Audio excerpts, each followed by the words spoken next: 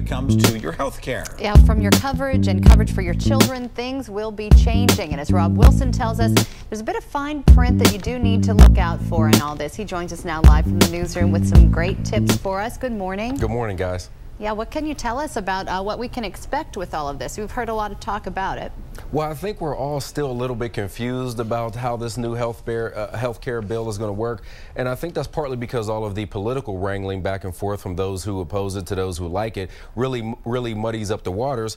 And I think it's also because the lawmakers aren't quite sure how all of this is going to work either. So there's a lot of confusion out there. There was a recent poll by the AP which says 65% of people feel like the bill is going to increase the deficit, despite a number of estimates that say it's going to reduce it. And there's other polls that say although Americans tend to disagree with the bill in general, when you ask them about the individual parts of it, they tend to like it. So I thought I'd come and, we maybe clear that up a little bit. And the first big thing in this bill is a provision for children with pre-existing conditions.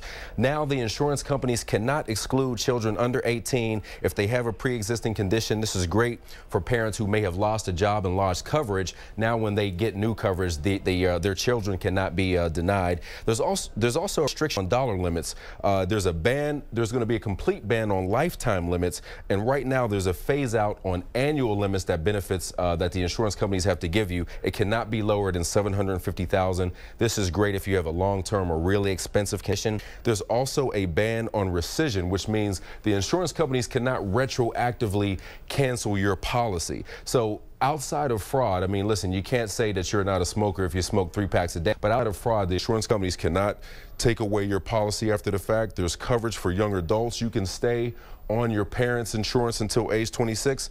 And the last one is really big, free preventive care. A lot of Americans don't get preventive care because it costs money. And when you think about chronic diseases like heart disease and other conditions, it's important to get that preventive care because those conditions can be avoided. What about things like premiums and changes in premiums and things like that? Is there any sort of protection in there that says these things can't go sky high?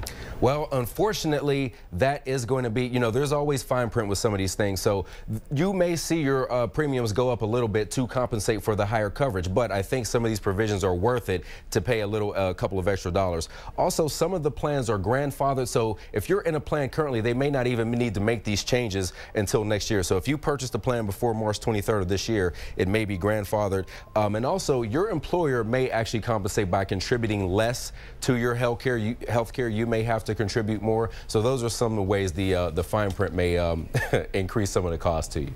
And for people who are going to be reviewing their policies right now and making some changes and signing up again, what kinds of things can you tell us about there? Very important. If you have health care through your employer, review your open enrollment information. It is open enrollment season, so check out those documents, see if your plan is changing at all. If you're getting your own policy, be sure to compare all of the insurers out there because of all these changes. And if you're still confused, go to www.healthcare.gov to get more of the details. All right, Rob, thank you very much for being here. It's certainly a complicated mess, and sometimes it's nice to have somebody like you to help explain it to us all. Hopefully we cleared it up a little bit. That's right. We appreciate it. Thanks. Have a great day.